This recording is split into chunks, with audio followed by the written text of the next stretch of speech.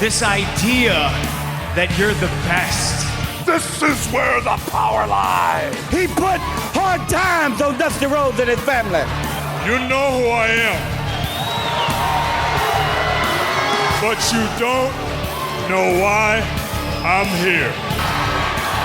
I'm the best. I'm the best in the world. From the top to the bottom. And because they can't handle the Macho Man Randy Savage, the cream of the crop, nobody does it better. This ain't WCW. This ain't Monday Night Raw. This ain't SmackDown. This ain't even WWE. It's time to step into the squared circle and get it done.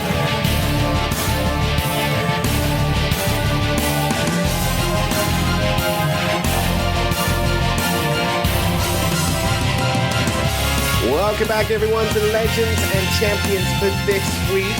Another week has passed. It feels like it's gone like that, just so quick.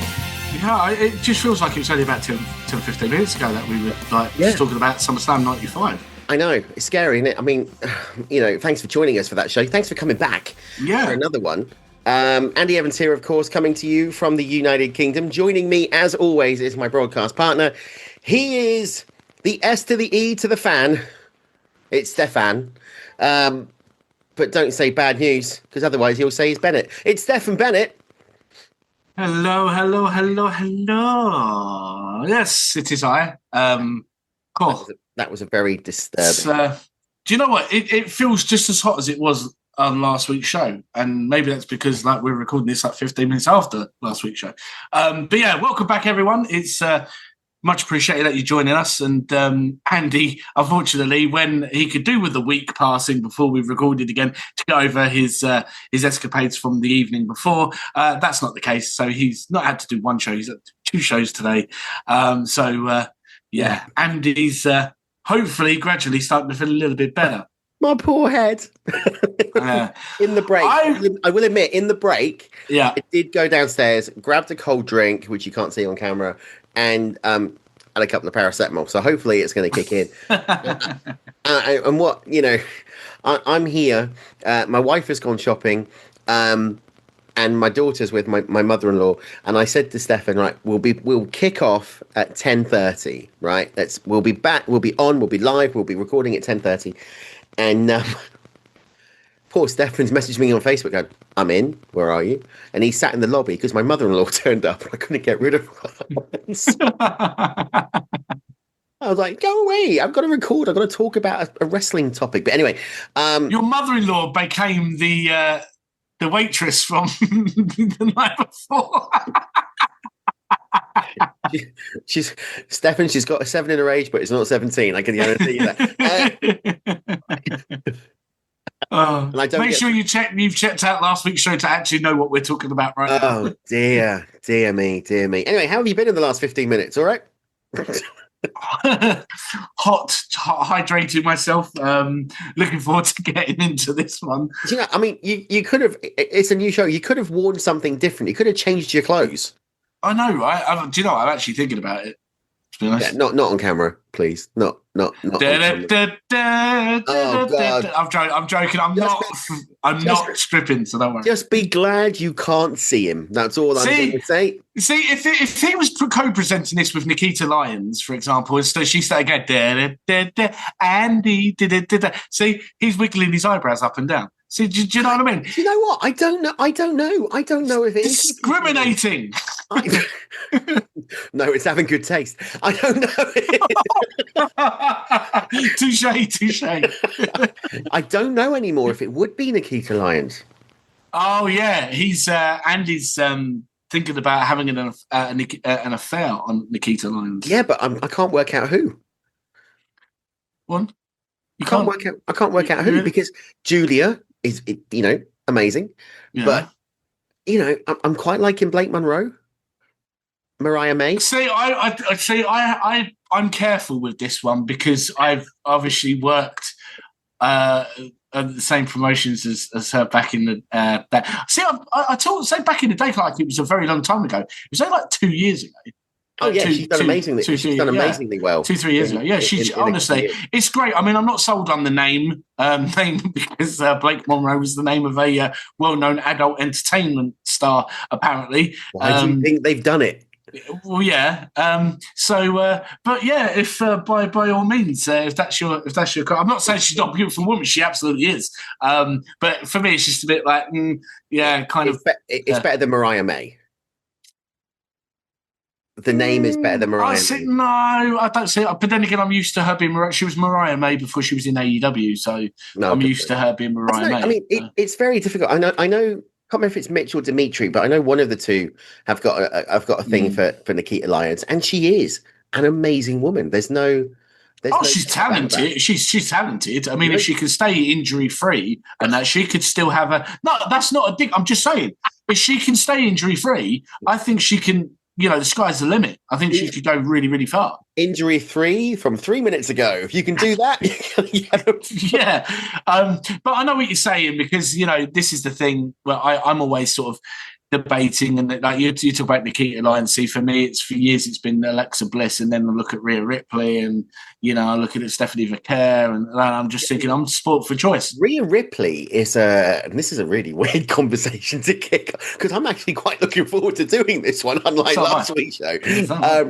But what is interesting with Rhea Ripley is how much she has changed from when she debuted. She has, and I'm sure at some point within the next decade we will be doing a show on Rhea Ripley. Right, will you please stop adding extra shows to the menu? I am now filling up the menu for 2026, right? We've got a schedule already done for 25. We know exactly where we're going to end up on show 60. We don't know. That's the thing, Andy. We don't know. We don't know because it will change. Something could change. There'll be changes, No. So this is the thing. We will do this thing. I bet some of the listeners are thinking, will you two stop it? Because they're probably thinking we'll go, and next week we are going to go back to 1980 or 1990, whatever. We will be talking about the show that was blah, blah, blah. And some of the listeners will be going, I can't wait for that show. I'd love to hear what they've got to say about the show. And then we get there and then Andy will go, well, we was going to be speaking about that, but no, we're not now because we've had an executive decision. We've decided we're actually going to do this, and this one's going to come later on. When we say we've had an executive decision, normally that means I've made the decision that we're not going to do it. Yeah. But it's interesting because one of the things that break the fourth wall down. I love this show. I love talking the old school. Same. Wrestling. But sometimes it's really difficult to decide what to do. So much. Do you know what I mean? Because I'm really conscious that I started this show back in September 24, and it's almost a year old. In September, it'll be a year old. And I kicked it off with Nitro. Like the first episode was all about the debut edition of Nitro.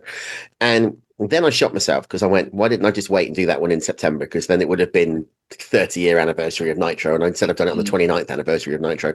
You idiot. But then you sit there and you go, I want to make it different. I want to do something different. I want to look at this. And then you're sat there going, what the hell do I do? Because, we can cover a pay-per-view, but every show in the world has covered a pay-per-view.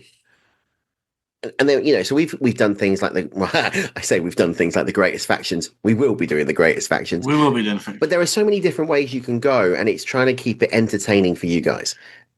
And not as heavy. But I'm also conscious of the fact that we've really ignored ECW, we've ignored Ring of Honor, we haven't looked at New Japan, we haven't done we haven't done a lot of WCW, we haven't done a lot of TNA. It is primarily the WWE. And the only reason for that, in all honesty, the only reason that it is primarily the WWE is because of the content.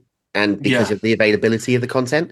If the network was still around, we'd be doing a hell of a lot more WC. See, that's the thing, I've got every live ECW, I've got every ECW show they've ever done, like pay-per-view and network special, everything they've ever done. So I can easily go back and watch them. I've got them on physical. I can go back and watch them. Andy doesn't have that. And it's like at the moment... Andy does now. Andy does now. But it's finding the time to revisit them and get up to speed. So we will get to those. But I know, some people may be thinking, you should just get on with it. But, some of the feedback from some of the listeners that even I know personally, they said, do you know what? It's great. You and Andy, you've got great chemistry. We love hearing you both talking about shows now. But it's nice when you two have a bit of a laugh and you talk about what's going on in your lives and what, and interesting things that have happened and have a bit of a banter with each other. So, if that's not for you, pardon us. We will, you can always skip forward slightly on the intro here and get to the main topic. But if you want to just hear about me and Andy for a little bit as well as we preheat the oven to get to business, then, thank you and we appreciate it. Who uses an oven anymore? It's an air fryer. You haven't got to preheat it. You just got to press I've got both. I've got both. Yeah, I've got both. I prefer the barbecue, though. Anyway, right. Let's do it. So if you want to get in contact with us here at Celebrate Wrestling, you can do. It's very, very easy, very straightforward. Stefan, how do the great people in podcast land get in contact with us? I love the way he's palmed this over to me on every show now all of a sudden. Okay, so you head over to... Well, yeah, that's true. We head on over to Facebook. You go search for Celebrate Wrestling. That's Celebrate Wrestling. You click join. You answer a couple of questions because you have to, because Zuckerberg and Meta make sure you're down. I love the fact Andy always laughs off camera when we're doing that, when I say that. Ask a couple of questions and submit those, and El Grande Canadiano, El Capitano, Mike Maguire will accept you in. And you can join like-minded wrestling fans and get involved with discussions on our shows and interact with us, the crew of Celebrate Wrestling. That's Dimitri, Mitch, Joe, Mike, and Andy and myself. And we love to hear from you guys and get your feedback. What you do like, what you don't like. Any suggestions are more than welcome. Just don't tell us what to talk about on that for the next year because we're pretty much booked up on that one. But it's a no-joke zone. There's no dramas. There's no people, criticising an issue because we are wrestling fans. Doesn't matter if you're pro AEW, if you're pro WWE, you're pro TNA, pro New Japan, whatever, or just pro Indies. Doesn't matter what your flavour is, even if you love them all like we do and that, we're not going to criticise you for it. We don't accept anyone criticising anyone for it because at the end of the day, we still love professional wrestling. That's what it's all about. That's why we're called Celebrate Wrestling. Or people coming in to shill their own podcasts. That as well. Anyway, right, this week, we're going to be going only a couple of years in the past. And there is a reason for this, and we will explain in just a second. We're going to be talking about AEW's All In 2023 that took place in Wembley. But before we do that, big shout out to the Greek World Order, Mitch and Dimitri, who you can listen to every week on a Saturday on the podcast feed. All you need to do is search for Celebrate Wrestling on Spotify, iTunes, any other podcast, I can't get my words out. Any other podcast provider out there, and you can subscribe, hit that follow button, and leave us a review because that really does help us work up the rankings and increase the momentum and bring the guests on for you. So you have the alternate commentary table on a Saturday. Mike Maguire, as Stefan said, El Capitan or El Grande Canadiano is back on a Sunday with Maguire on Wrestling, alongside 9 out of 10 times Dave Meltzer from the Wrestling Observer newsletter. And of course, we're here every Wednesday, sometimes a Thursday, with legends and champions. So sponsored by Wackerbush. And Andy's broken. I've just broke Andy. I've got to throw in, you started the whole Wackerbush thing. It's something I've not forgotten. And right, look. I'm throwing that in there. Wackerbush was just, anyway, let's get on with it. Was just a turn. You need to go back to our show on the Heroes of Wrestling Diabolical show. That was probably one of the funnest and most memorable shows we'll probably ever do because it was that hilarious to understand Wackerbush. But no one ever says to go back and watch the Heroes of Wrestling. So we're not saying our show. Yeah, don't go back and watch the actual show. Go back and listen to our show on that because it's one of the most entertaining ones we've ever done. And the birth of Wackerbush. Oh, it did definitely give me a headache. All right, let's go to Wembley Stadium. It was August. It was Bank Holiday weekend in 2023, and for the first time, AEW had come to this side of the Atlantic. Now, bearing in mind, the first All In, which was the Cody Rhodes, Young Bucks, Kenny Omega funded event, didn't have the AEW moniker, but it really was the birth of the organization, if you will. It took them a long time to get to the UK, and there was a major reason behind that. The pandemic. Yeah. Which really knocked everybody about. But it was also the first time that Wembley Stadium had run a wrestling event in the UK since the 1992 edition of SummerSlam in the old Wembley Stadium. And that's why we're doing this. So if anybody is sat there going, huh? It's only 2 years old. It's still current. You can watch it on HBO Max. You certainly can if you're in the States. We're doing this because of the fact that there was a massive argument a couple of years ago about why the WWE didn't come back to run SummerSlam in the UK. We appreciated the fact that 2022, you couldn't do that because of the pandemic. So everybody was saying, why did they not come back? Instead, they did the Clash at the Castle pay-per-view event. AEW capitalized on this, and it was, say what you will about Tony Khan, this was a great decision. He locked in Wembley. He brought AEW, which gets more viewership at the time than the WWE, because it's on ITV, which is an FTA terrestrial provider. You know, you can watch it on Freeview, you can watch it on ITVX, you can watch it on anything. And the buzz was all there. I mean, I remember walking around London. I went to London for a couple of meetings, and I remember going up the tube station and going up the escalators in the tube, and every other poster had Soraya's face on it. I remember tuning into Good Morning Britain on ITV. Soraya was on there. I remember turning the radio on, driving back from Reading, and MJF was on TalkSport. He was on the Wrestle Talk podcast. They really went to town with this. They went all in. They went all in. And you got to think, this potentially was make or break for AEW in the UK. Because and I still don't know why they don't do it. They don't air it live. They don't air Dynamite or Collision live. It's always a delay, which is a massive mistake. Because I think that you shove it onto ITV4 or ITV3, it will get the ratings. If you put it on ITVX, you know, people are going to watch it, right? They're going to watch it live. But it's one of the biggest streamings on ITVX is All Elite. Yeah, it's absolutely. I remember when this announcement was made, I was quite taken back by it because I was like, oh, wow, okay. And fair enough. See, anyone who knows me like in a wrestling capacity knows that I have a strained relationship with AEW because I find predominantly I classed it as a mess. That's a promotion that leading up to this, I've always seen AEW as a promotion that has never quite yet figured out what kind of promotion they really want to be. You know, and some people might go, well, what do you mean by that? And I think, well, because the birth of AEW was they were supposed to be the alternate to WWE, to what we only really had.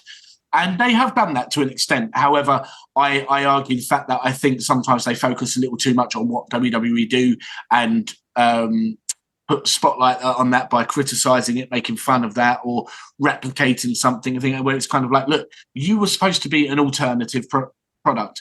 Go do your thing. That's what you are best at. And I think AEW is best at doing their own thing. I do think it's overcrowded with talent. There's some serious talent that gets zero TV time, if any at all, you know, or very, very small amounts. And I know we'll touch on maybe on another show about, you know, the really, really bad injury record that AEW have with their talent. I mean, because, you know, these aren't like little injuries here and there. Some of these are long-term. Are they doing too much? Are they trying to prove too much of a point? And a lot of that will probably come from what's been discussed about this year's All In recently as well. So I have a very strained relationship with AEW. At the moment, I've lost interest, but in the build-up to this All In London, Wembley Stadium 2023, it was at a time where I felt AEW was hitting a lot of the right notes. They were doing a lot of stuff which was entertaining, that had me drawn in as a wrestling fan. And it got me so pumped that I actually went from, do I want to go? Yes, there is part of me that the appeal of being there for this history-making monumentous debut in the UK for AEW at Wembley that I would like to be a part of and maybe experience. But is the product kind of where I want it to be to pique my interest? It hits the right notes at the right time for me to go, I'm going. I'm going to go there. And that was it. But I remember how everyone was talking about it, and I was talking to other friends, and that they were like, "Yeah, we're going to go."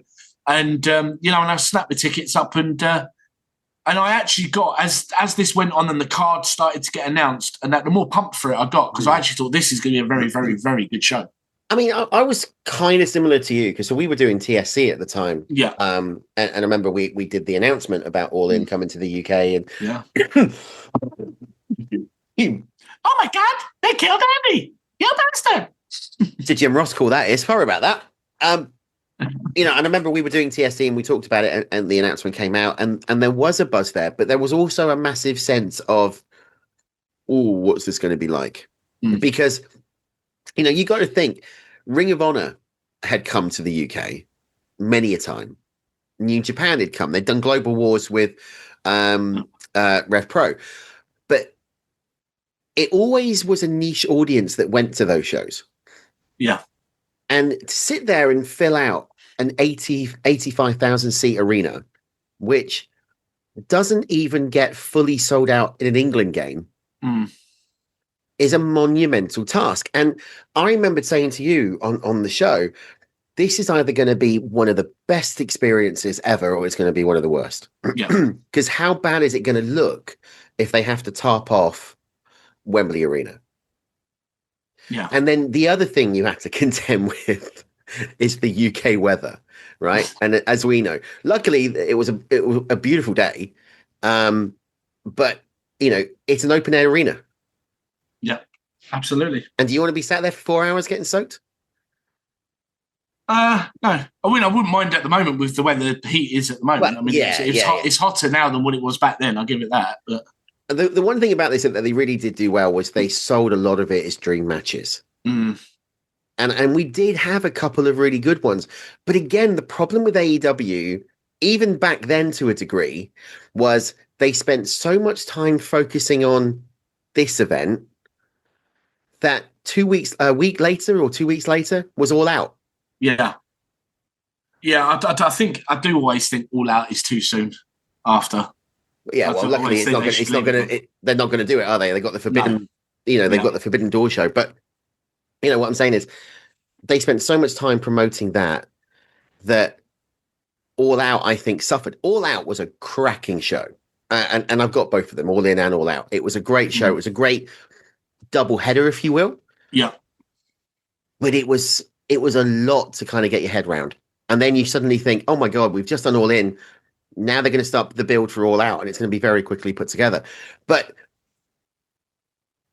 I remember the fans. I remember getting to Wembley and walking down the concourse and just being blown away by how many fans were in attendance. And, it's weird, isn't it? Because I think they missed the mark on one thing. We'll talk about that in a second. Yeah. But just seeing the sea of humanity in Wembley at the concourse, and I've been to the Wembley Arena for WWE house shows next door. It was nothing like it. It was just incredible. All wearing Sting t-shirts, all wearing Moxley t-shirts, all wearing the Young Bucks, all wearing Omega, walking with the replica AEW championships. I have never seen anything like it at that scale. And the buzz, I mean, it was electric. The atmosphere was electric. It's incredible. Absolutely incredible. And obviously being, the very first AEW live show I'd ever been to as well, which, what a way to kick it off than, my first AEW show, is at Wembley Stadium of all places. And I remember queuing up outside and just going around the merch stands, and literally left, right, and centre. It was like taps on my shoulder, and I was like, "Oh, you're Stefan, you're right," like that. It was people that I know from the indies in the UK, people I've worked on promotions with, friends that I hadn't seen in years, and it was literally a who's who. There was almost so many people that I knew that were there, and that I didn't even know was going, as well as the ones that I did, and it was kind of like everyone's here. I can't think of a single person who's not here that should, is a wrestling fan that I know personally. And it was great. And, the excitement kind of went up. And I think it was also that not knowing what to expect. I mean, we knew what the card was. There were matches on there that I was looking at in particular, looking forward to the most. And got talking to, as you do at wrestling shows, so you meet strangers, which is another reason why you should join the Celebrate Wrestling group. It's like meeting like-minded people as yourself. And you just hit it off. You have these conversations and, you're talking to people who, from the UK that have been to AEW shows abroad, over in the States and that, and I was like, AEW, yeah, they can put on really good shows and stuff like that. It was a proper buzz. And I found myself more excited once I got there than the lead up to it. I started looking forward to it as the match card was being announced and was like, that'd be a banger. That would be great. That would be great. But once you got there, it was such a great feeling because the atmosphere, everyone was buzzing because they knew this was going to be something special. It was in the air. You can feel it. Yeah. And I remember, so you live just on the outskirts of London, don't you? You live and I live on the South Coast, which is about, say, a 3.5 hour drive from here to get to Wembley. Yeah. And along the way, if you know the drive to London, there is a service station called Fleet, and it's a pilgrimage. You stop at Fleet, right? Fleet services, and you walk over the Scott Mills Bridge to get to the other side.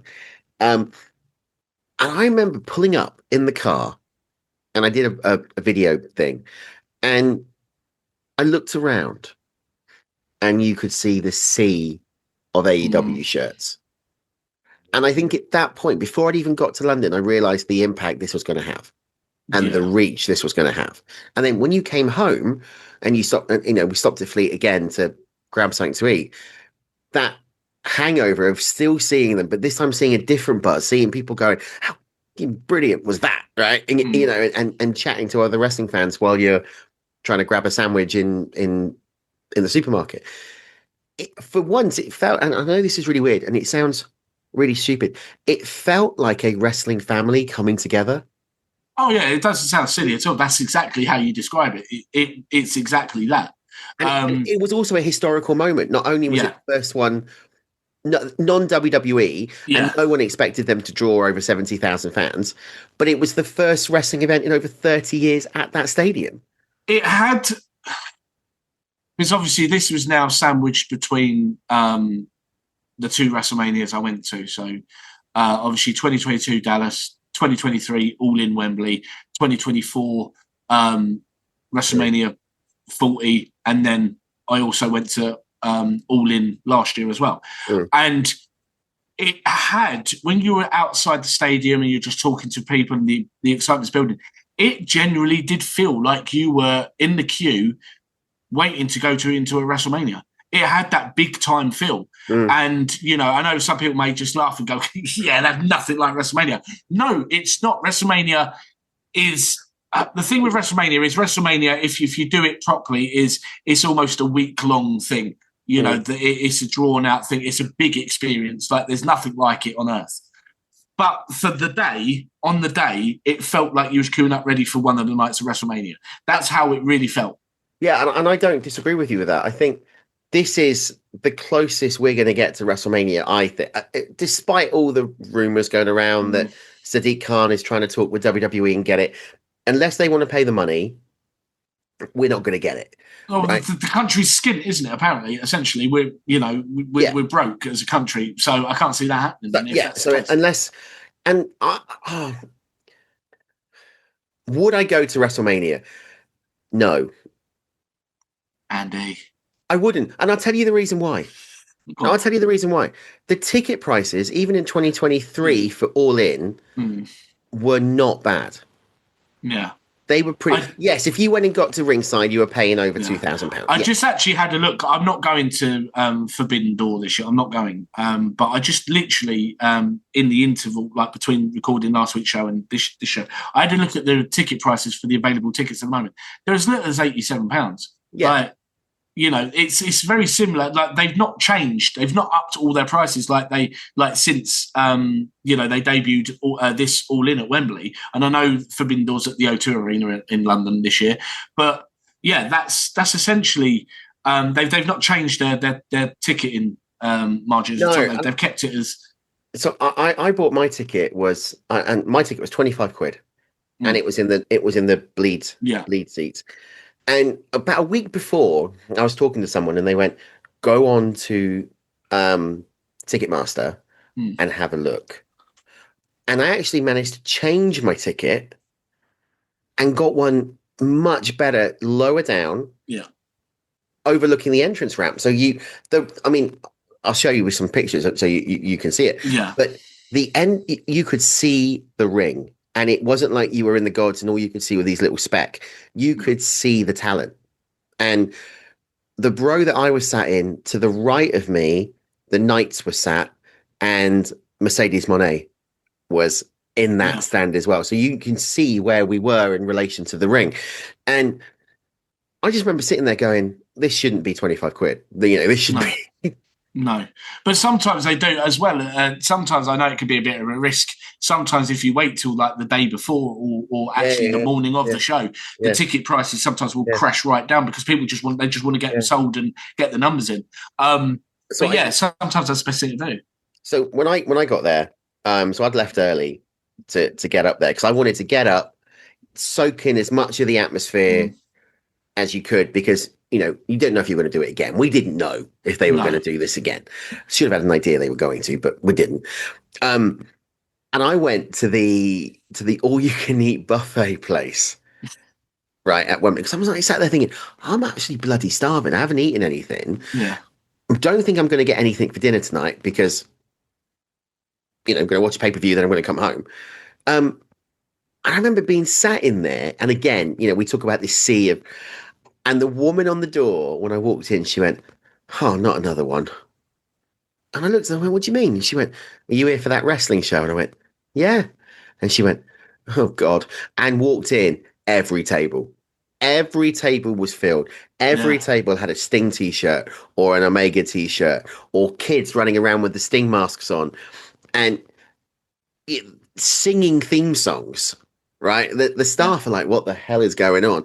And you've got these people, singing Judas at the top. We were like that. We went into because obviously the Wembley Way area quite well, and we went in the TGI Fridays, and it was the same in there. We was all singing Judas. We were all singing along. Yeah. We were all trying to do Adam Cole and MJF's remix of the MJF theme. God. People just honestly, it was just great fun, and that's what it's about. Is when everyone is so excited, it just gives you this lift where you're like, "This is brilliant." You feel it's one of the. It may sound a bit cliche, but it doesn't matter if you're an outsider, if you struggle to make friends, if you don't have many friends or anything like that. This is the epitome of where you feel most welcome and part of something and part of a family, even with thousands and upon thousands of people you've never even met for a day. Everybody was absolutely chatting. Yeah. Everybody was chatting. And even in the stands, when we were sat, because we'll talk about some of this in a minute, right? But I think they dropped the ball with a couple of things.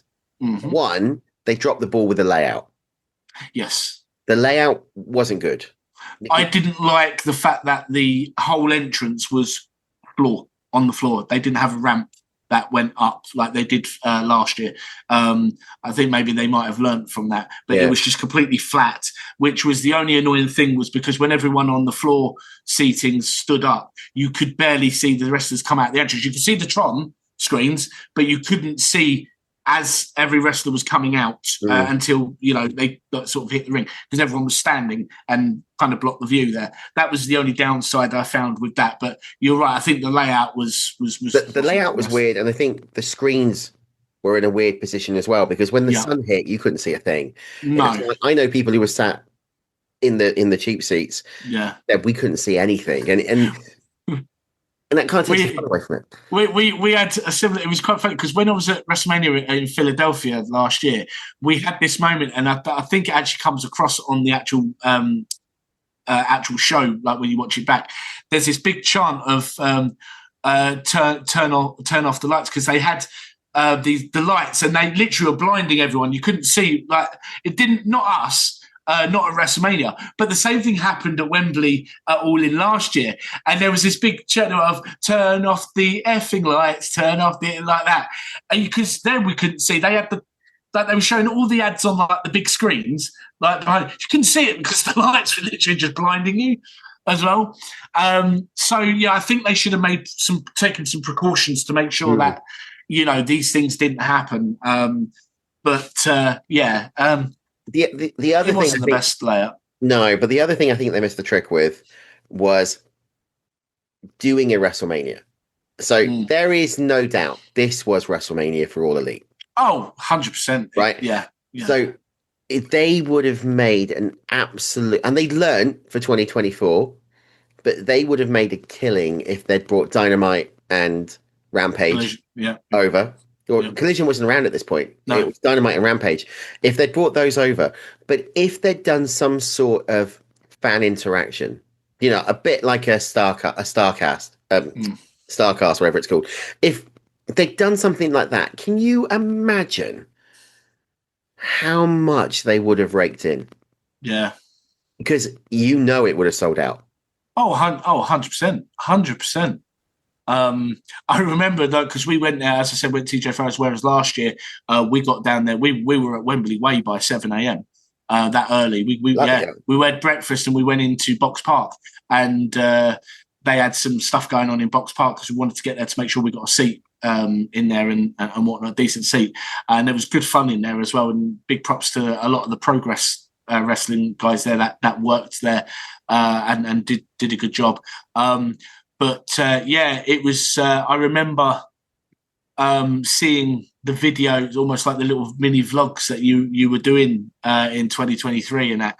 And because obviously, all right, we don't go into details. Obviously, I'd left my position on the squared circle there because my mental health was really bad. I had a lot of personal stuff I was going through, and I needed to step back. And we weren't really on speaking terms at that point. And it was bittersweet because I remember watching your clips and that. And as much as I enjoyed that day, and I was there with my best friend, and I don't get me wrong, I had an incredible day. I still to this day wish we'd been sat there together, that we'd actually gone through the whole thing together and experienced that together. Because I watched it and I did. As I said, I know we weren't on speaking terms at the time, but I felt to steal a slogan from the good friend Simon Miller. I had that fuzzy feeling in my tum-tum, that warm fuzzy feeling in my tum-tum. Seeing you enjoying yourself, seeing how excited you looked in the videos, and I just kept thinking that whatever's gone on, and I hope you have a cracking day. In fairness, thank you for saying that, and I share the same thing. I don't really want to go into this too much, because obviously it's done and the land's live and it's all moved on. The way like it kind of works out. I bumped into a bit like you. I bumped into people at Wembley that I hadn't seen in years, right? And there was certainly someone I didn't want to meet, and I'm glad I didn't bump into him because I think that could have got a bit awkward. Rocker, but I did think we would bump in. Because you kind of walk around and we did. And obviously, like you said, at that point we weren't speaking and wasn't going to message and say, do you want to meet? I mean, I will stress though, to be fair, there was nothing that Andy did wrong that upset me or anything I did essentially that really upset Andy. It was more of, like, as I said, we won't go into it. It was more like a third party involved in this that I felt rocked the boat, which I think took advantage of. They knew that I was struggling with a lot of personal issues and demons at the time. I was going through the breakdown of my marriage still at the time and things like that. And I felt from the one-on-one conversations I had with this other person, I felt that, in hindsight was rocking the boat a little too much. So it wasn't so much that Andy did anything wrong or anything like that, but it did have an effect. And when I left the squared circle, I sort of went off grid a little bit, and Andy, and I just didn't speak for a while. So, Yeah, so that's what it's in case anyone just started thinking, "Oh, what happened? Did they fight? Did they fight?" You know, it wasn't like that. And then less than 6 months later, the Squared Circle died anyway. So, you know, it was just which is unfortunate because I loved it. But you mentioned on our last show about this is one of the things about doing retro show. Excuse me, is I loved Square Circle to death. I will always have a special place in my heart and fond memories of what we achieved with the Square Circle. And I did enjoy talking about the up-to-date modern what's going on in wrestling at the time. But I'm having so much more fun talking about the yesteryears and even, all right, this show's only like happened 2 years ago. With you on this. So much more fun. And it's so much because you and I are of similar age, and I know you hate me mentioning ages, at our ages, but we are similar age. So we kind of grew up at the same sort of period and experienced the same period of professional wrestling together, didn't we? Really, and it's nice to talk about the old school stuff with someone the same thing. Although I will say this, you guys cannot see him on video. I am full of grey hair, right? Yeah. I have got a grey skunk in the right hand side of my head, and this dude has got no grey hair. Well, I do. It always creeps up here. But because I get my hair cut every frequently, that'll all get shaved and that'll go. You just mentioned something. That's it. My new nickname for Andy is Pepe Le Pew. Oh, you arsehole. Yes, I'm going to call you Pepe. Anyway, let's cut all the mushy stuff. Yes, and let's crack on with this. Let's do it. Let's talk about the actual event. So we've talked about the build up to it. We've talked about what it was like. You know, I remember seriously getting goosebumps walking and seeing the inside of Wembley Stadium for that first time, and looking down and just kind of going, "Holy crap! There is a squared circle in the middle of Wembley Arena, Wembley Stadium. There is AEW banners all around. This is happening." And I don't think really any of us had kind of really dawned that this was actually happening. And then I think you take a moment, don't you? And I don't know about you, but, you know, I definitely took a moment when the show was going and just looked around the stadium, you know, kind of did a 360, just kind of went all the way around and looking at the mass of humanity that was in that stadium, thinking these 82, whatever the proper and whatever the AEW record is, this is history. This is a moment in history. You felt it. You felt you was about to witness something special, something history making, something that will be talked about long after we're gone.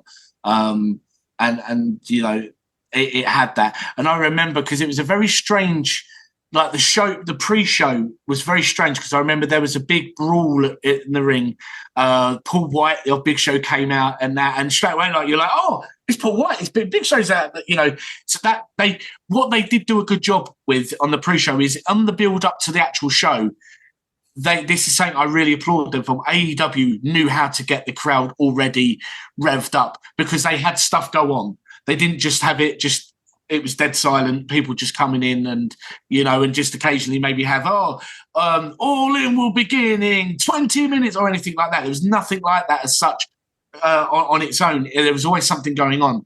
And then, of course, you had the two matches which were for the pre-show, which were not like as in your house in the WWE 90s would have had, here's Bob Holly versus a garbage man or something where you just have Top Pettengill just floating about and while they're doing the countdown. No, we opened with Better Than You, Baby, the tag team of Adam Cole and MJF, who were the Ring of Honor who were challenging for the Ring of Honor Tag Team Championships that time against Aussie Open.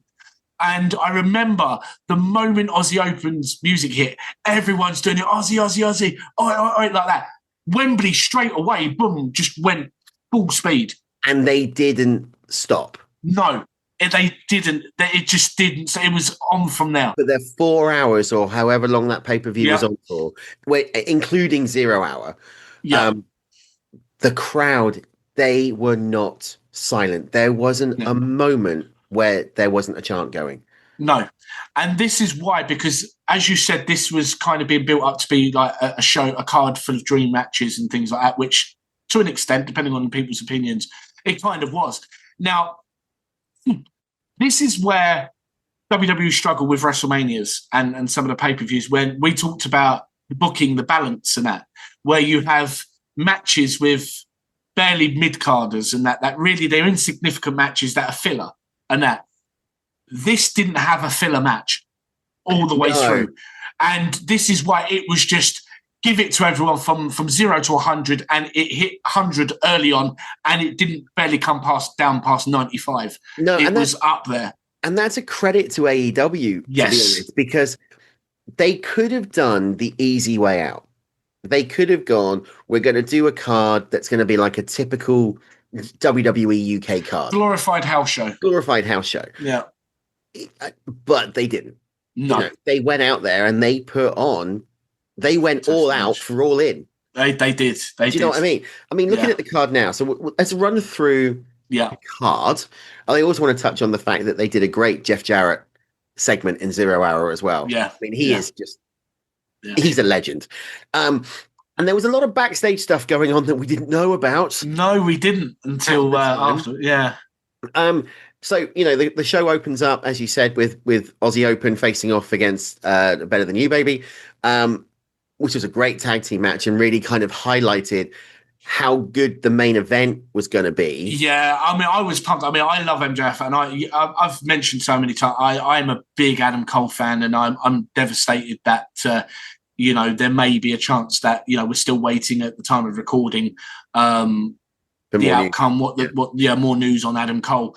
You know, it was a very, very good tag match. You know, credit to Aussie Open. They performed very, very well.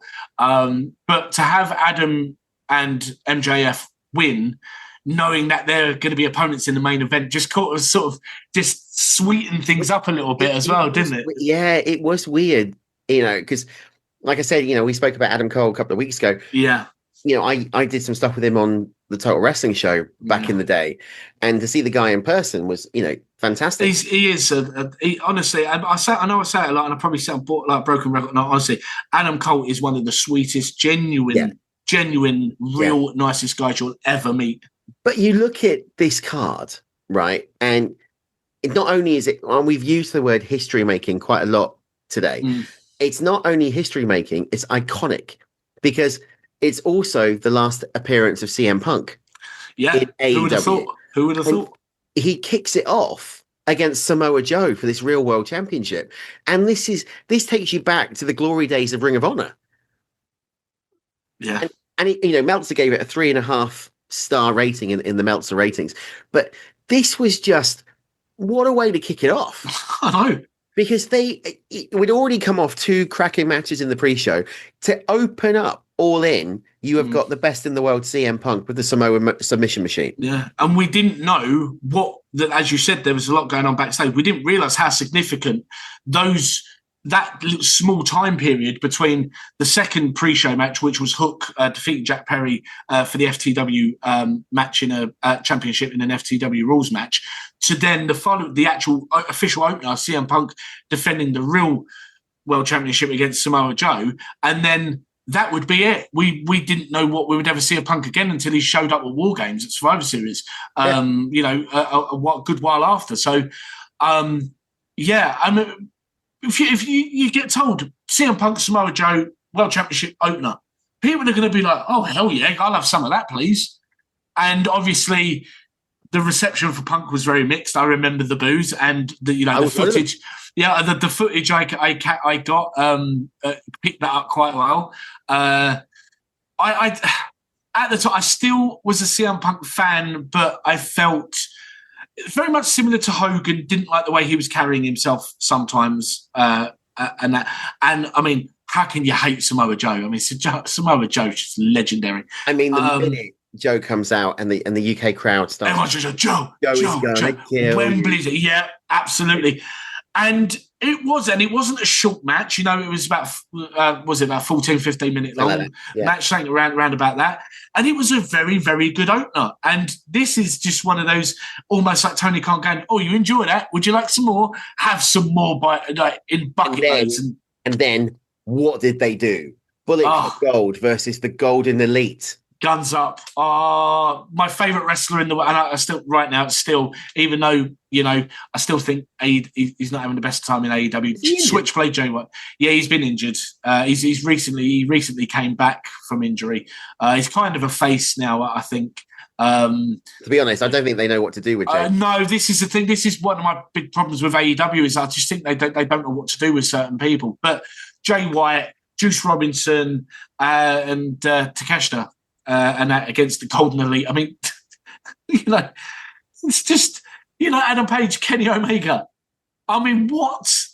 I mean, this is absolutely, like you say, dream matches. You've got a proper Bullet Club, alumni going on here. Amazing. And you've got, it was amazing. Then it didn't stop there because then... No. The World Tag Team Championships on the line. Oh, just to say, Meltzer gave this one 4.5 stars for the trios match. Yeah. He gave this match 4 3/4. Cage Match gave it an 8.4. This was the climax to their iconic trilogy series. Yeah. That was FTR against Nick and Matt Jackson, the Young Bucks. Yeah. Which, again, I just sat there going, wow. I was in awe of that match. I loved this match. I've actually watched this match back about 3-4 times since I really loved this match. This was, all right, I know the Young Bucks have haters because of all the super kicks and the flippy stuff. I get that. I do get that. And I'm kind of on board with that sometimes. I think too much flippy stuff is a little bit too much. But that's the modern style. That's exactly. The style, that's it. Exactly. This, for me, is everything a top tier tag team championship match should be. This is one of those matches you go, do you want to see the best of tag team wrestling? Yeah. Here's one of the matches I will show that's not WWE from the 80s or from like the Dudley's Edge and Christian Hardy Boys era. Watch this and you watch it and you are gripped from second. It was solid ground and pound of FTR showing why they are this generation's version of the Hart Foundation, technical, or even the Brainbusters. We talked about that a few weeks ago. To the Young Bucks that are such far, far away from their Generation Me days in TNA. The match that comes up next is the one that I actually liked the least. And until I watched it on TV. Do you know what? That's exactly it's spot on, because Stadium Stampede matches are great to watch on television where you can follow what's going on. When you're there live, you're looking here, there, and everywhere, just thinking, what is going on? And then it's over. And I think from your vantage point, though, you would have seen more than us because we were sat behind the entrance ramp. So you maybe would have seen more. What I noticed in this one was the amount of people going to the beer or going to the merch stand. Yeah. For that exact reason. So when Blackpool Combat Club were making their entrance on ground floor, so to give you a vantage point of where I was, it was just below to our left-hand side was the tunnel bit where they came out. So we saw them come out just below us to the left. We see them come out because we were looking around, looking for them, and we're like, oh, there they are, just there. And that's where they came out. And, we got a couple of good views of a few things, but it's so hard to follow when you're there in person. But again, the talent in this one. I mean, you're looking at Eddie Kingston, Orange Cassidy, Penta, the Cielo, Best Friends. Miedo, yeah. John Moxley, Claudio Castagnoli, Wheeler Yuta. But, Santana and Ortiz. Just thinking about the amount of talent that was there. Yeah. This, to me, is basically this card's filler match. Yeah, in some ways. I think this is, we've got too many top talent to name. Let's chuck them on the card. Let's put them in. That's what they did. Nothing wrong with that because they made the most of it. They put them in a Stadium Stampede match, which again is wonderful if you can follow it when you're watching at home. Yeah. It was my least favourite match on the day for the exact same reasons of yours, because it was you couldn't really follow it very well. But when you go back, you appreciate it more. And I enjoyed it when I watched it back. I was like, oh, right, this is cool. There was a couple of things where I was like, oh, I saw that happen. But that was about it. Everything else was like, yeah, didn't see that. I appreciate it in the car on the way back because I listened to Mike's All In wrap up. Yeah. He did a bonus podcast and it was an All In wrap up. And he was talking about this. And I remember going back in the car saying, oh, that happened. Oh, did it? Oh, yeah. Look forward to watching this on pay-per-view or, whatever it was. And then I think, realizing now that we are 4 matches into the card. Yeah. Well, 6 if you count the 0 hour. I don't know about you. At this point, I'm going, I don't know how much more I can take because it was so much going on and so much atmosphere and so much electricity. It was like, I'm getting burnt out. I had this effect one match later after the next match, which we'll touch on, was when I was kind of like, do you know, actually, let's save it for there because it ties into the match that follows that, and I'll explain exactly why all of a sudden I went from starting to like whoosh, and I'm like, oh, I'm right back up there again. Yeah, I know where you're going with this. Yeah. So the next match was for the, the AEW Women's World Championship. I don't agree. I normally agree a lot with what Meltzer says. I don't agree with this. He gave it a 2 3/4 star. Yeah, I don't agree with that. I do not agree with this because this had 4 of the best women in AEW at the time. One who is legitimately now a Hall of Famer for her character work. And I'm not talking about Saraya. I'm talking about Toni Storm. Absolutely. So this was Saraya versus Shida versus Britt Baker versus Timeless Toni Storm in one of her first outings as the Timeless One, really. Yeah. It was the moment. I love this match for 2 reasons. One, seeing the respect paid to the Knights, which is something that... It was beautiful, wasn't it? It was lovely to see, but also something that was long overdue because the WWE had so many opportunities to put the Knights over when they came and they did events or Raws or whatever, and they didn't. And for... You know what Vince's reaction to that, what you just said would be, didn't you? Oh, we made a movie about him, pal. What more do you want? He didn't make a movie. The Rock did. Exactly, yeah. But Vince would probably still say, we made a movie. It was $7 who did the movie, not... There you go. Exactly. Not Vince. But to see them come into that ring, to see them sat ringside, right? Obviously, they moved them and they sat. They came and sat next to us afterwards. To see the respect that the crowd gave them was heartwarming because I've known Ricky and Saraya and I've worked with them for a few times, and Zach's a genuinely nice guy and Ricky's a nice guy and everybody else is. To see Saraya get that moment where we talk the Bret Hart effect, where you're heel everywhere else, but you're going to get pop over here, and to see the emotion on her face after everything she's been through on that journey.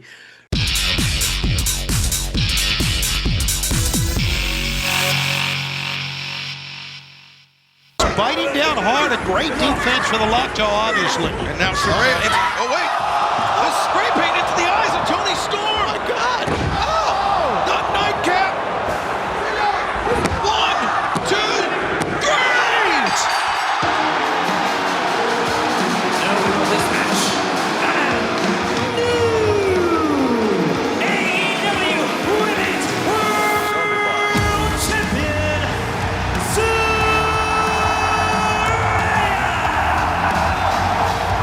Overcome with emotion, and rightfully so. Calling for her family to come in with her. Saraya, in front of her countrymen, in front of her family, winning the AEW Women's World Championship.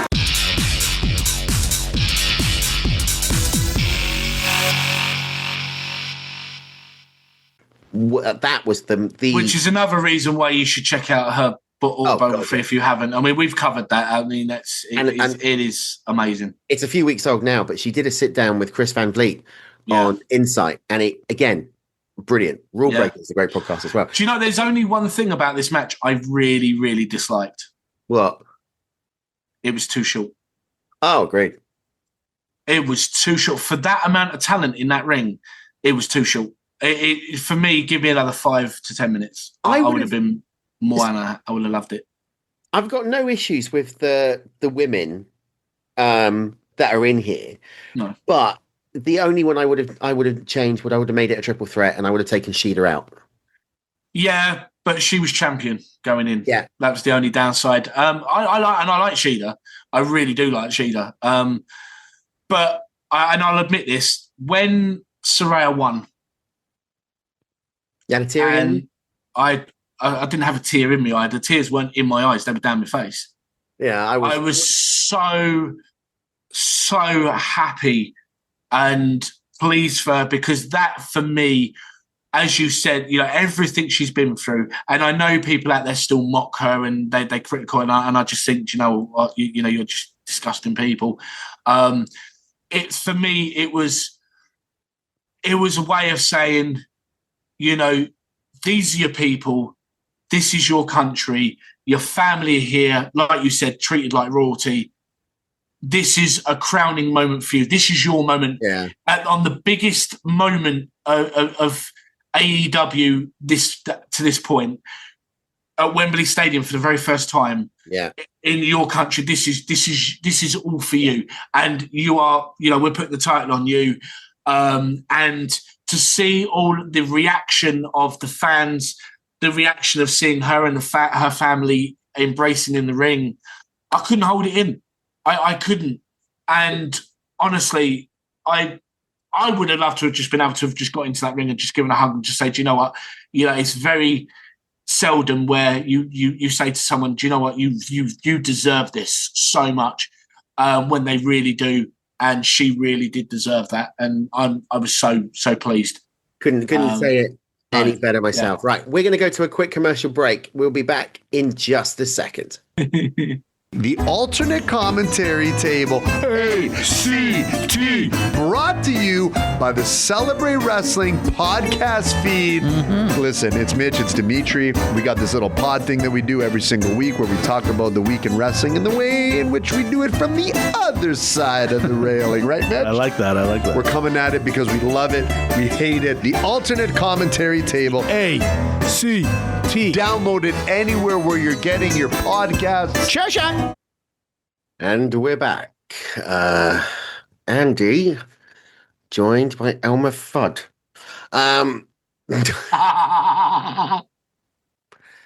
Him hunting webbage. Right, we're back talking more about All In. We've just gone a break talking about the fatal 4-way for the Women's Championship, that really emotional one. Then it moves in, Stefan, to the Coffin Match and the beginning of the retirement tour.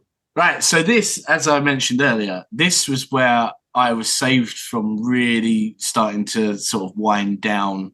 I got emotional because of the Saraya victory, and I was starting to feel a little bit sort of like, I'm starting to get a little bit tired now. And then we get that little small video package of Darby Allin and then Sting turning his face in his sort of half and half Crow Sting, half Joker Sting. And then, it's here it comes. Seek and Destroy by Metallica hits as Darby and Sting make their entrance. I'm a big Metallica fan, seen them live a few times. Oh, what a way. And actually my best mate as well is he's like diehard Metallica fan. It literally, we've gone from like, can't wait for this should be good to and us being and that is it. Boom. It was like a rocket up there he is. Like we were skyrocketed back up. But it's also a bucket list moment, isn't it? Because I've never seen Sting live. No, me neither. And we saw him on his last UK appearance. Yep. In a match. Yep. It's just, getting goosebumps. And the match was okay. It wasn't amazing. No, but it did what it needed to do. And I mean, if I go forward a year before, I mean, there was a Friday before All In 2024. My friends and I, we went to see Fozzy perform, and they did this segment towards the end where Prince Nana come out.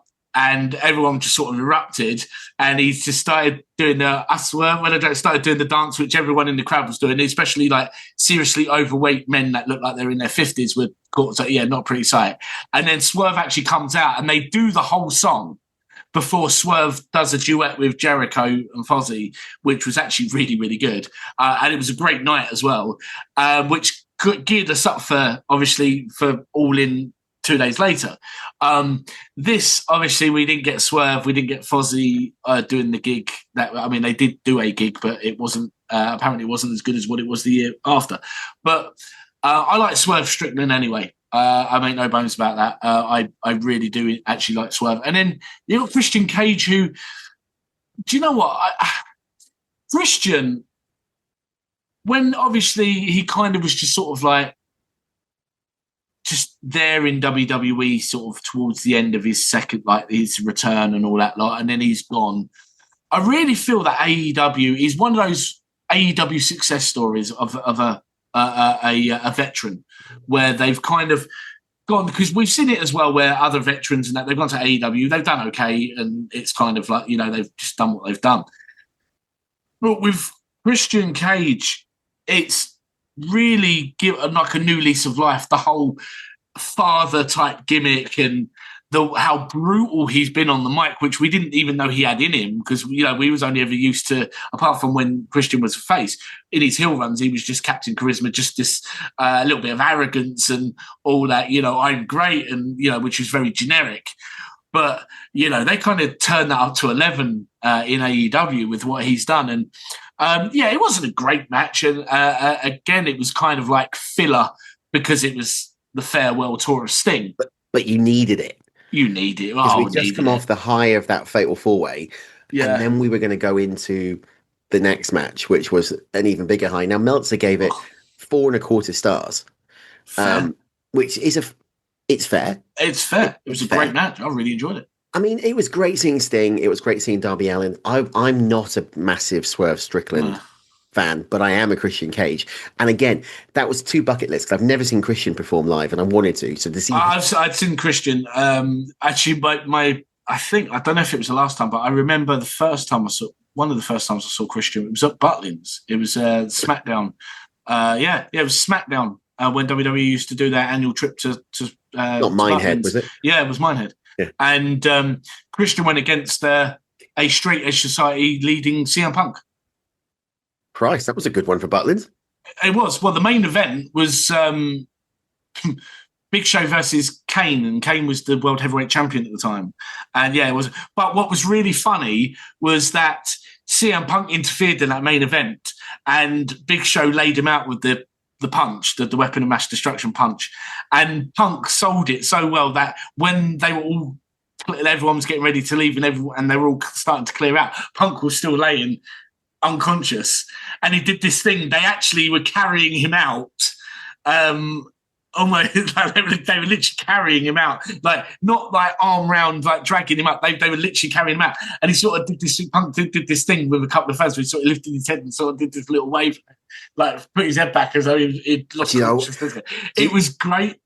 Do you know what would be amazing? The WWE Vault, they put these like lost things. If they put that show up, that would be incredible, wouldn't it? It would. But Christian was a face then as well. But it was great to see him again after all these years. But it was a fun match. It did what it is. I mean, I wasn't a Swerve Strickland fan at that point, but it was shortly after that I started to really get invested in him. And he's one of those ones where I look back and I think what could have been if he hadn't got his WWE release, if they'd actually invested in him like AEW have, what could we have had? Because I look at him and I just think Swerve Strickland in his prime, like he has been, what he could do on the main roster with some of the, mix it up with some of the guys that are on there, and I think would be a great reference. Could you imagine him against someone like Jacob Fatu?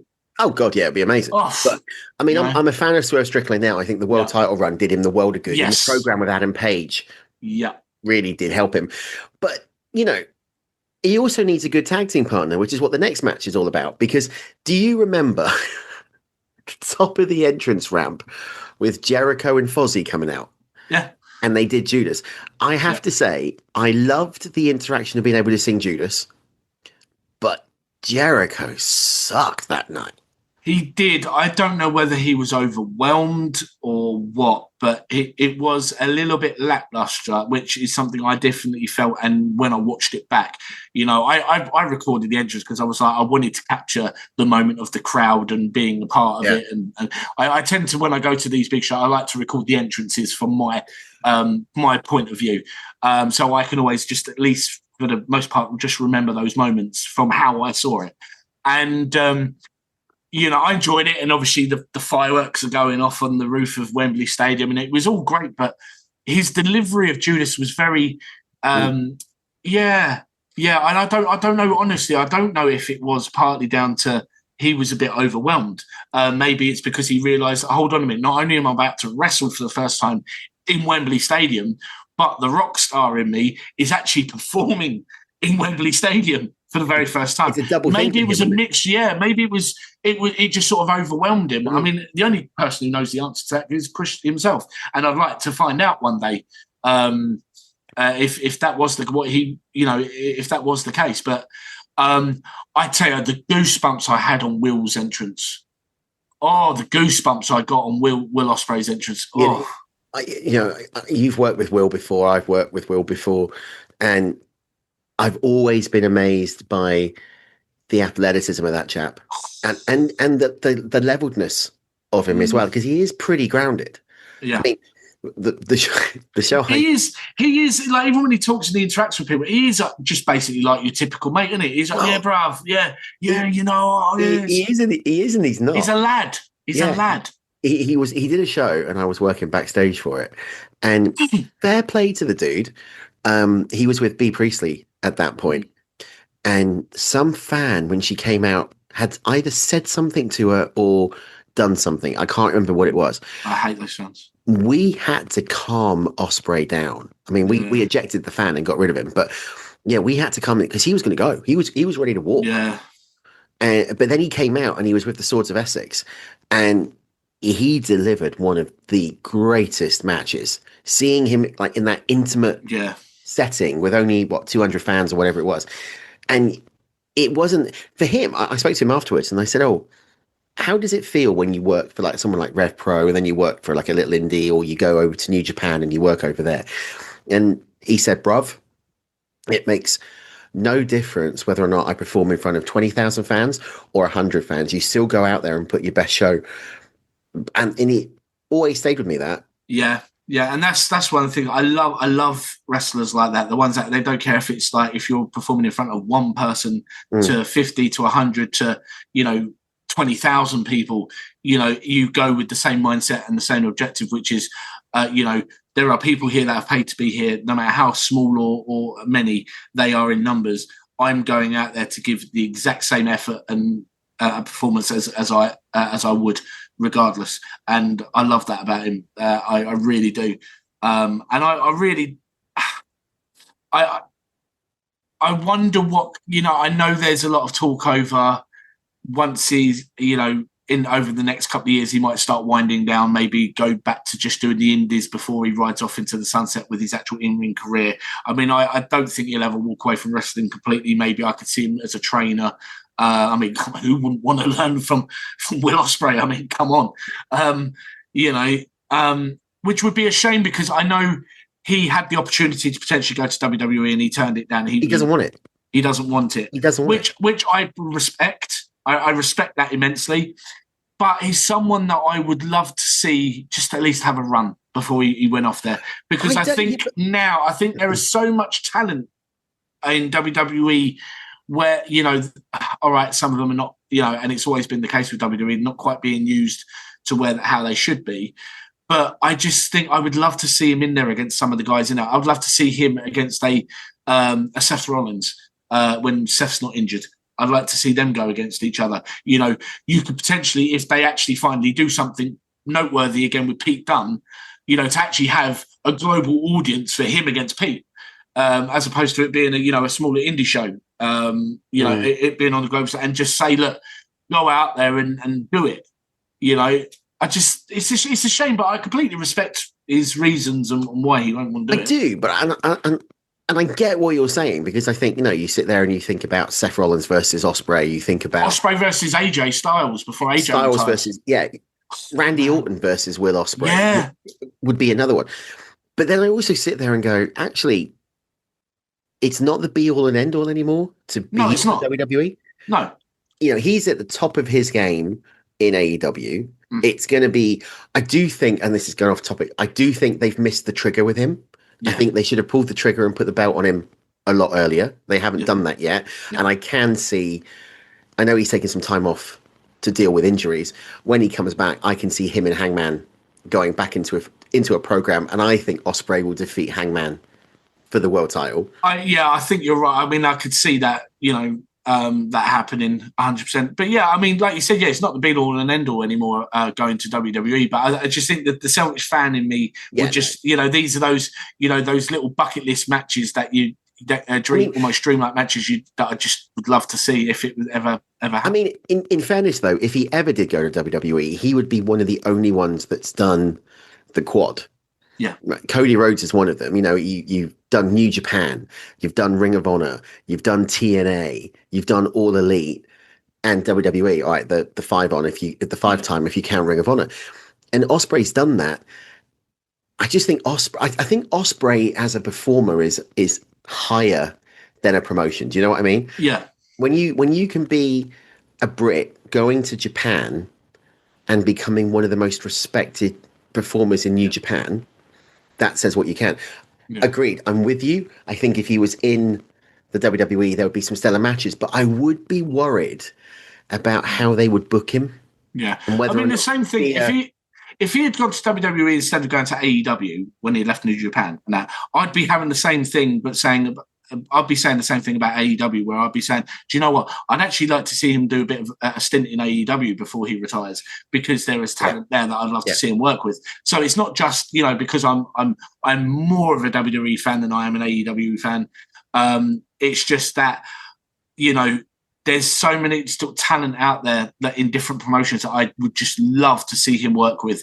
And even like I say, like Pete Dunne and other guys he's worked with before, but in the younger days when, in the smaller indie crowds, that I'd love to see in the global stage, where the world can see it.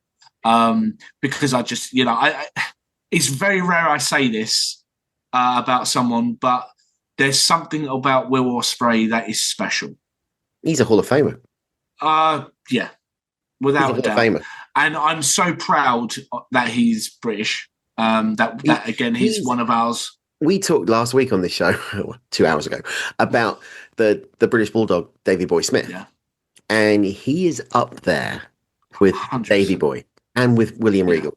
I mean, I must admit, I would love to see him have some sort of an interaction with Regal. I think that would be. Could you imagine? You remember like the old days with Lord Alfred Hayes and the etiquette lessons? Could you imagine Will Ospreay cutting a promo with William Regal, bruv, every 2 seconds, and Regal saying, "Do not besmirch me by using that language," and you are what's wrong with. I think the thing is with Regal, where he's become so beloved now, I think it's hard for Regal to fall back into his heelish ways, isn't he? But I could see it. I could see.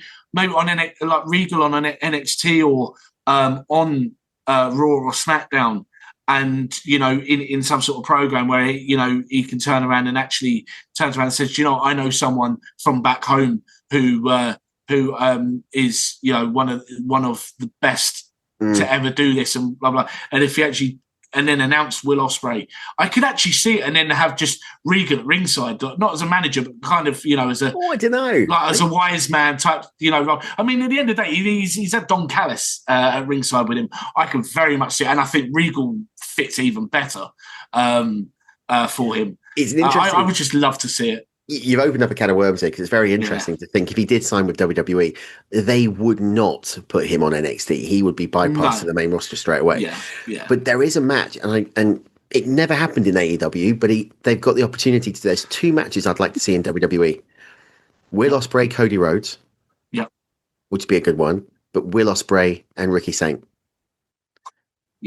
and Ospreay, Ethan Page, 3 just top of the head, 3 great matches. Yeah. It would work. Meltzer gave this one 4 3/4 stars. I don't agree. I think this should have been a 5. I think if Jericho hadn't been his opponent and it had been someone younger, that is almost sort of, I was going to say on par, but it's very hard to have someone on par with Will Ospreay's talent. But someone who's like there, I think it definitely would have been 5 stars. I don't begrudge Meltzer giving it the 4 3/4 stars, but there is a very valid argument for it being a 5-star. 5-star. So I'm going to be on the fence on this one and say both you and Dave Meltzer are correct with that score, because neither of you could be wrong there. The selfish part of me is I'm looking back at the card now going, what would I change? What would I do? And I do honestly think I would have taken Omega out and wouldn't have done the Golden Elite, and I would have done Will Ospreay versus Omega. Andy, don't tease me like that. But, just, I get, I could see that. We talk about placements. Next up was the trios match. It was the Acclaimed and Billy Gunn facing off against the House of Black, Aleister Black, Julia Hart, Brody King. The pop. I mean, this one only got 2.5 stars by Meltzer, but the pop when Billy Gunn came back. So we'd done the retirement angle and he'd walked off. And then when they won the trios title, I remember sitting there literally hearing people going, "Sesame Daddy!" Yeah, to be fair, that's one thing me and my buddy were talking about before. And we was like, no, literally, it was the most one of the most camp things we could ever do, which was on church. We was just like, I can't wait to scissor you at Wembley, and it actually means something other than something rather homosexual. So yeah, it was kind of that's what we do, and we were gearing up for it. Like when that match happened, we was like, we can't wait for it, and we didn't get it at the start of the match because House of Black took the match straight to them, took the fight straight to them, and we was like, oh no, and it was kind of like, maybe we're only going to get it now if they win it, which they did. But I got a reference though the tribute in the attire of the House of Black for Brody and Bray. Honestly, just happy, and the fireflies. I was about to say Wembley. I mean, I've got it on camera. The panning around the fireflies. Just it was beautiful, and I mean, the match was it was okay, but I think it was more for the pop. For Billy and obviously them winning the trios, but also for the attire and House of Black, and also, which surprised a lot of people, the show of sportsmanship at the end of the match. House of Black actually shaking hands with the Acclaimed and Billy Gunn, giving them the titles, handing that over to them. I thought was a lovely touch, and it's one of those ones where you go, okay, it's not going to be overly memorable for the match itself, but there's some noteworthy moments which you look back and with fond memory. But again, look at the placement. Great placement. Great placement, yeah.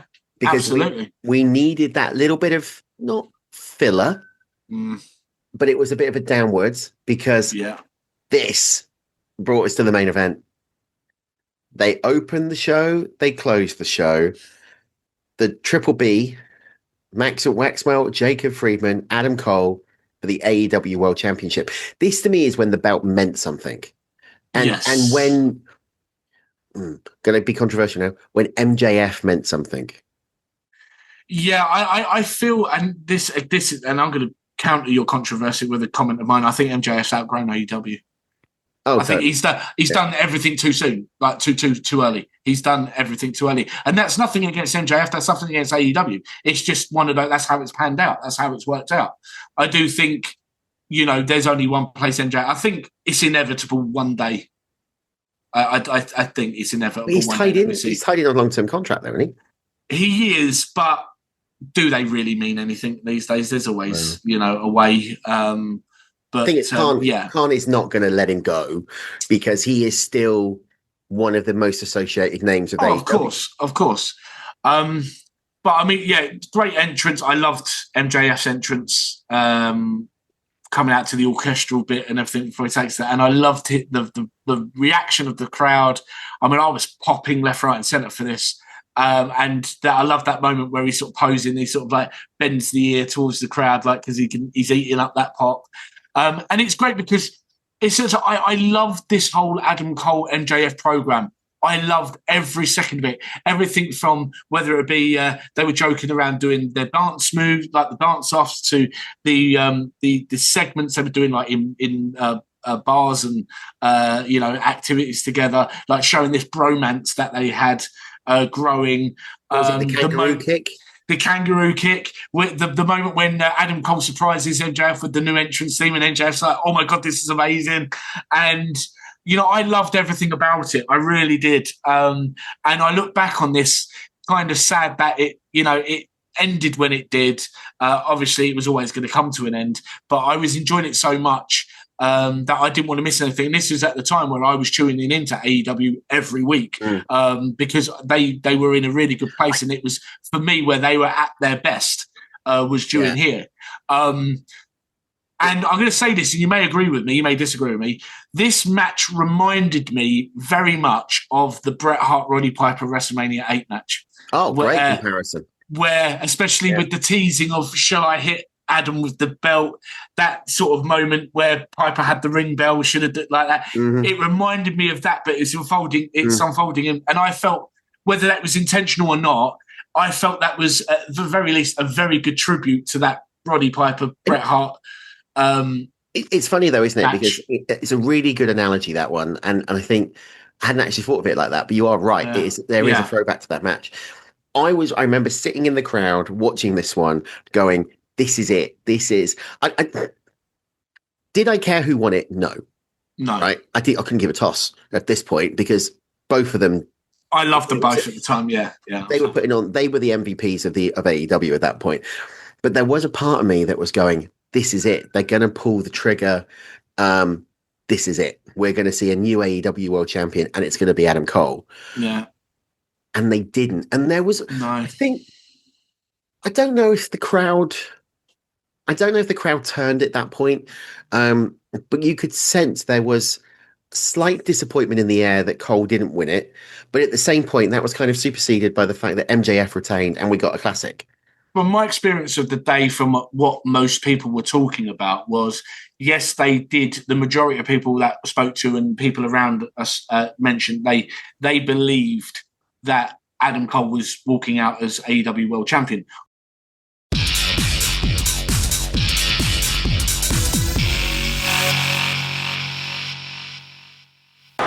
Cole drops the knee pad.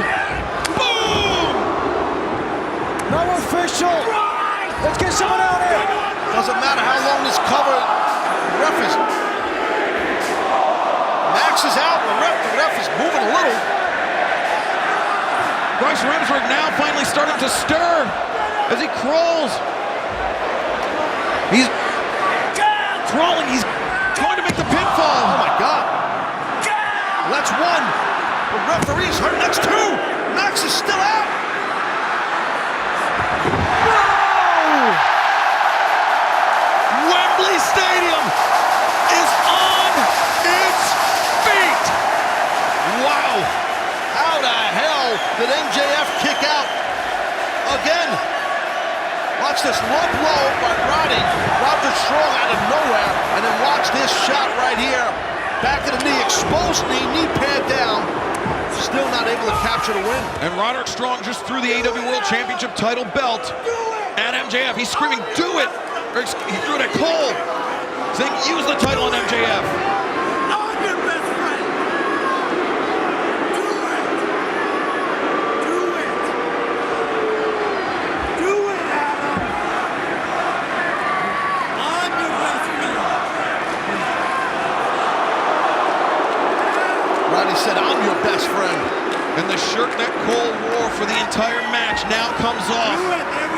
Perhaps a sign of his intentions. Cole with the champ dead to rights. He hits MJF with this. We're going to crown a new world champion.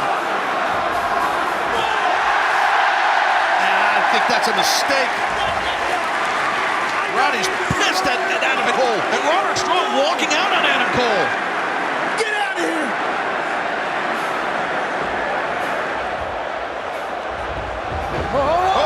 It's a cradle. 2, 3. MJF has done it. The winner of this match and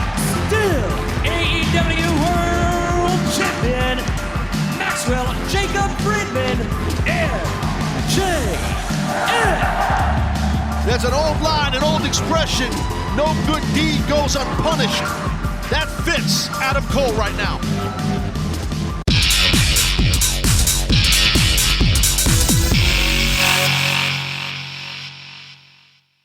But they expected Adam Cole to turn heel. So did I. Yeah. It was kind of like we've got Piper versus Bret Hart style match with a potential ending similar to Rock Austin WrestleMania 17. Yeah. Like having that sort of thing. And we didn't get that. I was happy with the end, and I was happy with the embrace. As I said, I loved them both. Yeah, it would have been really cool to have said I was there at the very first All In AEW show at Wembley Stadium, this iconic, now historic event. Not only did I witness an incredible card and an incredible main event, but I was there when Adam Cole turned heel and won the AEW. I was there for that. I got to witness that. Yeah, didn't get that. So that was a little bit bittersweet there, but I went home happy because I thought the main event was absolutely fantastic. It was, half an hour long. Yes, it was getting tired, but every time you're sort of getting a bit tired, there was like a swerve in the match where, both of them looked close to winning it and like the near falls and all that happening. And literally they just had you on the edge of your seat. You just couldn't fall asleep. And this is where I really, really do disagree with the 4.5 stars. I'm sorry. I can't agree with that. This is 5-star match, regardless. It was a match of the year. Yeah. It was a match of the year candidate across any promotion. Yeah. It was brilliant, and what a way to finish it. Now, it could only be topped by what they did in 24, and I didn't go to 24, so I wasn't really. I kind of burnt out of AEW by that point. Yeah, but that's a regret for me because I wish I had have gone to have seen Danielson, and obviously Danielson winning the title. Yeah, so I nearly pulled out because I booked the tickets early to go to 24. I nearly pulled out of going because. For me, AEW was just on a downward spiral for me. I was not gripped. I was losing interest. Yeah. To be fair, actually, on the lead up to it, I didn't watch very much AEW, so I wasn't as in the loop with all of it as I was going into 23. It was nowhere near as good as 23. That's one thing I will say. It was nowhere near. It was a really enjoyable show, worth the money. Absolutely. There were some matches which... for me, lived up to their lived up to the hype and the expectations. Will Ospreay defeating MJF, that was I really enjoyed that match. For me, this is what I wasn't happy about. You've gone from Saraya having that amazing 2023 experience to the fact that even in her hometown. In her home country, even with a family there, she is being booed. The Knights are being booed, and everyone is chanting "Shut the F up" to Saraya. And I was like, they shouldn't have. Although it led to the return of Jamie Hayter, which obviously they had to find a way of bringing her back. But for me, I feel it tainted a little bit of what happened the year before, especially with Saraya leaving so soon. After. I just think that would have been a wonderful lasting memory. I didn't think the card was all that good. It was definitely more filler. They just tried to cram as many names into this show as possible. For me, just didn't live up to the hype. I mean, you look at I think that the 10-man tag match, you look at that, you've got Von Erichs and Dustin Rhodes and that, you've got these wonderful names, but there wasn't much purpose to a lot of these matches. Mariah May and Tony Storm loved it. I mean, I loved everything they did. Absolutely loved everything they did. You talk about, we spoke about, women that we've kind of had the eye on. You said, Mariah May, as she is now. And that Tony Storm as Mariah May. Oh my God. Literally, how, literally, and then you look at Mariah dressed as Tony Storm. You think, how are these two, literally make, each other look so good when they're portraying as the other. It is absolutely brilliant. I mean the tag match, the 3-way tag match for me, just adding the Acclaim to FTR Young Bucks didn't work for me. Ospreay MJF was a good match. Mercedes Moné, Britt Baker, I thought was very disappointing. Had very little interest in the Jack Perry Darby Allin match. That didn't deliver for me. But even if my ticket just led to that main event, which again, not as good as MJF Adam Cole, but still very good. But it was worth being there in Wembley Stadium for the final countdown entrance of Brian Daniels, which I record, and honestly, I still get goosebumps every time I watch it. And having the whole of Wembley Stadium singing word for word the final countdown as Brian's coming to the ring. And then obviously at the end, celebrating his win. And then having a moment actually where I don't know if it was Birdie or his other Litland actually pretends to wrestle, like he's messing around with them as Bree's in the ring celebrating and that with him. Nowhere near it. It didn't live up to the same, but it's never going to, though, is it? Because no, like we said at the beginning, the first one is always the best, and this does, as we start to wrap it up, because I've really enjoyed going back talking all in, but as we start wrapping it up, I do wonder if they've made a mistake doing it in the UK multiple years. See, especially running the stadium. So we know at the end of All In, they announced All In 24 at Wembley. We know they couldn't do it this year, so they've done All In Texas, which I liked. But they're back for All In 26. There's a part of me that's like, there's something special about running the stadium. But every year, I don't know if it keeps that magic. It's like you need to do, come to the UK by all means, but do Fulham Craven Cottage, do the Emirates Stadium, do different stadiums around the country, and then every couple of years do Wembley when you've got something big. I mean, I'd be quite happy for them to just rotate between 1 year Forbidden Door at the O2, then do Wembley the following, and just do it something like that. My issue, and I would disagree with you slightly here when you say it's never as good as the original. Yeah, maybe. But you can keep it on a similar par to the original if you have the consistency. It's all in your booking and your building. And for me, as I said, this was, for the most part, a reflection of the state AEW has been in for a while now, where they've not quite... It just seemed... This is what I mean about... They even having Ring of Honor on the side, they're too stifled with talent where they're trying to give too much to too many, and still so many top names are missing out on TV time and storylines and stuff to work with, that I think Tony Khan really needs to stop maybe being selfish and say, okay, we have too much going. We have too many here. We're going to have to let some of these go, and not just try to keep hold of them for the sake of, I don't want them going to back to WWE or go to WWE at all. I think he needs to, be more sensible, because there's a lot of talent, and we know wrestling, isn't for everybody that wrestles. The length of their careers, differ. Some can only do it for a certain small number of years. Some could do it for 20, 30 years. Time and strain on your body isn't kind to everybody the same. So, there's a lot of top talent that are wasting time in AEW that are not being used, that could be, utilized elsewhere. One of them just off the top of my head being Deonna Purrazzo. Yeah, Deonna Purrazzo is absolutely fantastic. She should be a main event female player somewhere. You look at Keith Lee. I know he's had his issues and whatnot now, but him, for example, you talk about like Danhausen. All right, some people may say, he's not really like the best sort of wrestler, but he's so over and whatnot. He needs to be on TV screens because he has a following. He has fans. But you say about Danhausen being a comedy character. WWE have got interest in bringing Danhausen in. Exactly, and I hope it works. In all due respect, if they can sign a guy who's got an iguana on his shoulder, they can sign Danhausen. It's been a fascinating trip back over the last couple of years.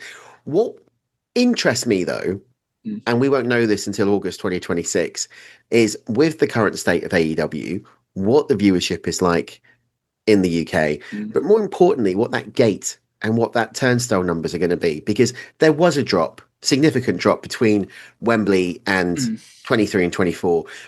And we know, because you've shown us, there's tickets still available for Forbidden Door at the O2. Much smaller. There's not many, but there's some that are resale. There's still some, and they're only some. a few weeks away. Yeah.